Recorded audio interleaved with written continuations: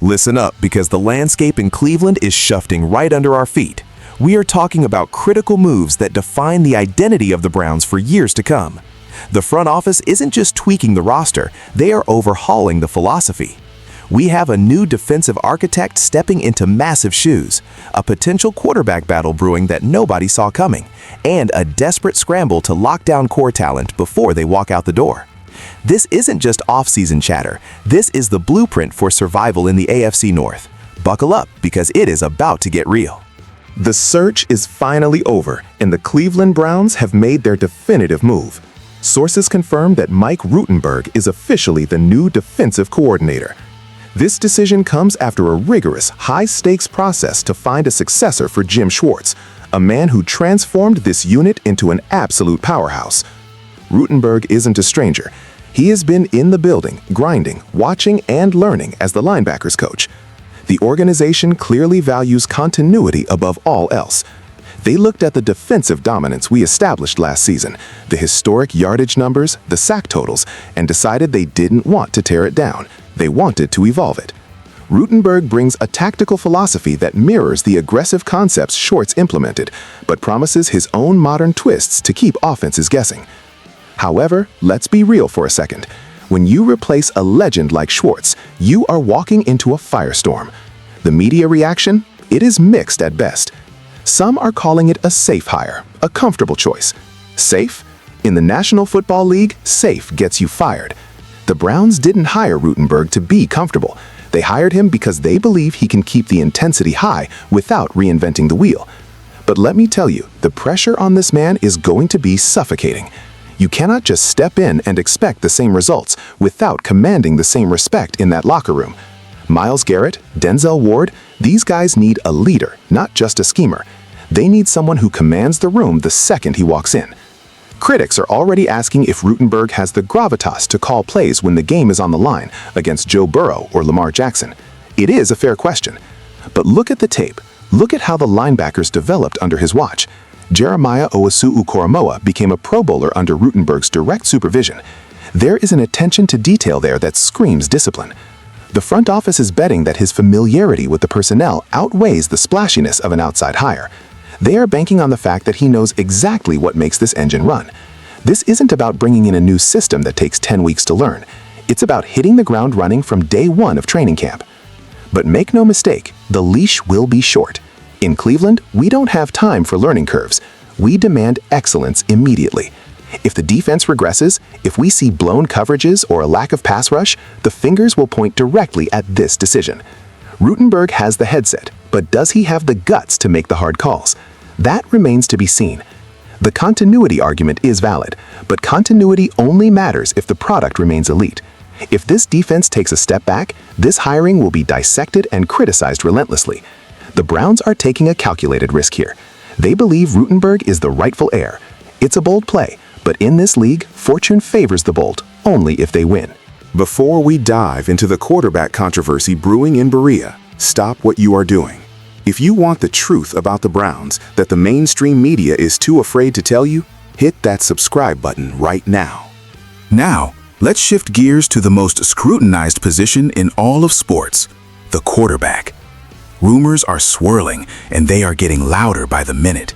The Cleveland Browns are reportedly showing significant interest in Malik Willis. Yes, you heard me correctly.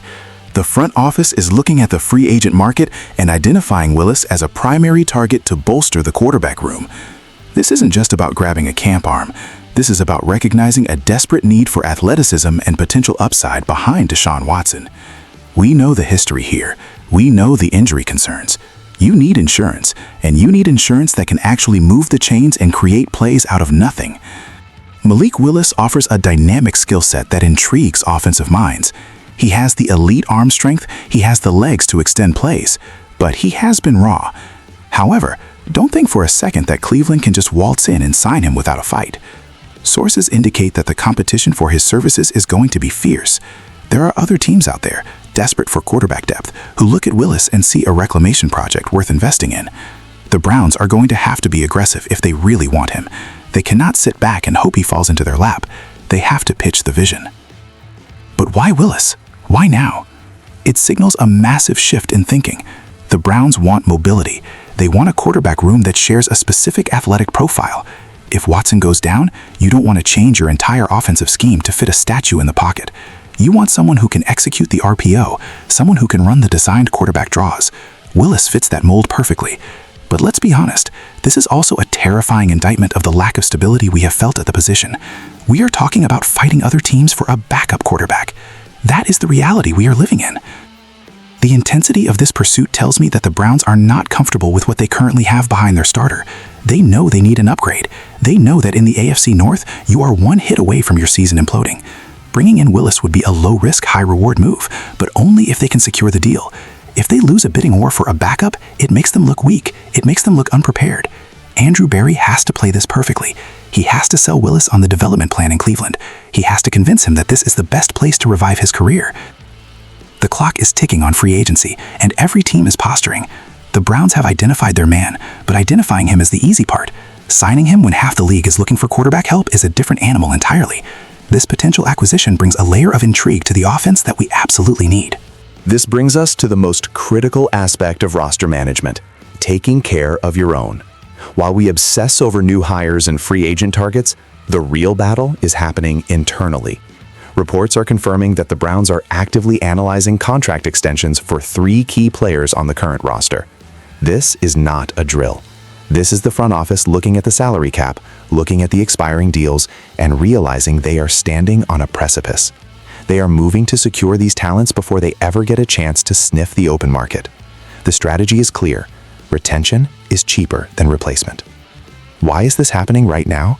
Because if these guys hit free agency, their price tags skyrocket. It is basic economics. The Browns are trying to be proactive, but it is a dangerous game of poker. You are betting on future performance based on past results. We are talking about foundational pieces here. If you let them walk, you create holes that you have to fill with unknown commodities. You cannot build a championship culture if you have a revolving door of talent. You need stability. You need guys who know what it means to wear the orange and brown. You need guys who have bled for this city. The urgency here is palpable. The front office knows that once the legal tampering period begins, agents start whispering and numbers start inflating. These extensions are about survival. They are about keeping the core intact while navigating a salary cap that is always tighter than we want it to be. Every dollar spent on an extension is a dollar you can't spend on a flashy free agent. It is a balancing act that requires surgical precision. If they overpay, they cripple the future. If they lowball, they insult the player and ruin the relationship. Think about the message this sends to the locker room. It tells the team that if you perform, you get paid. It builds loyalty. But it also creates pressure.